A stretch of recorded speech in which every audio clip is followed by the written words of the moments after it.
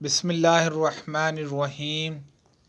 انہوں نے نبی کریم صلی اللہ علیہ وسلم کو قبر کے عذاب سے پناہ مانگتے سنا۔ رسول اللہ صلی اللہ علیہ وسلم اسی طرح دعا کرتے تھے، اے اللہ، میں قبر کے عذاب سے تیری پناہ چاہتا ہوں، اور دوزخ کے عذاب سے، اور زندگی اور موت کی آزمائشوں سے، اگر کان دجال کی بلا سے تیری پناہ چاہتا ہوں۔ رسول اللہ صلی اللہ علیہ وسلم کا گزر دو قبروں پر ہوا۔ آپ صلی اللہ علیہ وسلم نے فرمایا کہ ان دونوں کے مردوں پر عذاب ہو رہا ہے، اور یہ بھی نہیں کہ کسی بڑی اہم بات پر ہو رہا ہے۔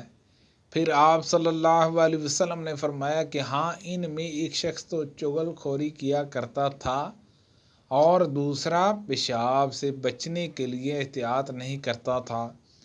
ابن عباس رضی اللہ عنہما نے بیان کیا کہ پھر آپ صلی اللہ علیہ وسلم نے ایک ہری ٹہنی لی اور اس کے دو ٹکڑے کر کے دونوں کی قبروں پر گاڑ دیا، اور فرمایا کہ شاید جب تک یہ خشک نہ ہوں ان کا عذاب کم ہو جائے۔ رسول اللہ صلی اللہ علیہ وسلم نے فرمایا کہ جب تم میں سے کوئی شخص مر جاتا ہے تو اس کا ٹھکانہ اسے صبح و شام دکھایا جاتا ہے۔ اگر وہ جنتی ہے تو جنت والوں میں، اور جو دوزخی ہے تو دوزخ والوں میں۔ پھر کہا جاتا ہے، یہ تیرا ٹھکانہ ہے جہاں تک کہ قیامت کے دن اللہ تجھ کو اٹھائے گا۔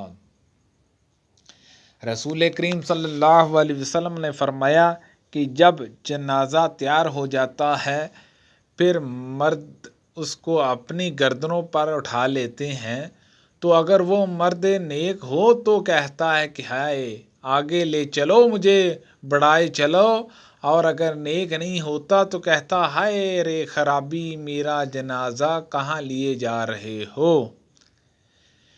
اس آواز کو انسان کے سوا تمام مخلوق خدا سنتی ہے۔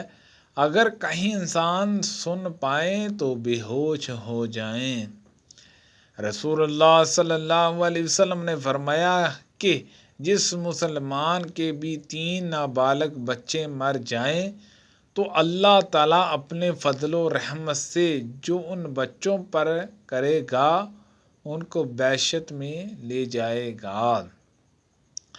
جب حضرت ابراہیم ان حضرت صلی اللہ علیہ وسلم کے صاحبزادے کا انتقال ہوا تو رسول اللہ صلی اللہ علیہ وسلم نے فرمایا کہ بعشت میں ان کے لیے ایک دودھ پلانے والی ہے۔ نبی کریم صلی اللہ علیہ وسلم سے مشرکوں کے نابالغ بچوں کے بارے میں پوچھا گیا۔ آپ صلی اللہ علیہ وسلم نے فرمایا کہ اللہ تعالیٰ نے جب انہیں پیدا کیا تھا، اسی وقت وہ خوب جانتا تھا کہ یہ کیا عمل کریں گے۔ رسول اللہ صلی اللہ علیہ وسلم سے مشرکوں کے نابالغ بچوں کے بارے میں پوچھا گیا۔ آپ نے فرمایا کہ اللہ تعالیٰ خوب جانتا ہے، جو بھی وہ عمل کرنے والے ہوئے۔ نبی کریم صلی اللہ علیہ وسلم ہر بچے کی پیدائش فطرت پر ہوتی ہے، پھر اس کے ماں باپ اسے یہودی یا نصرانی یا مجوسی بنا دیتے ہیں۔ بالکل اسی طرح جیسے جانور کے بچے صحیح سالم ہوتے ہیں، کیا تم نے پیدائشی طور پر کوئی ان کے جسم کا حصہ کٹا ہوا دیکھا ہے؟ سبحان اللہ عز و جل۔ اللہ پاک سے دعا ہے کہ اللہ پاک ان حدیثوں پر عمل کرنے کی توفیق عطا فرمائے۔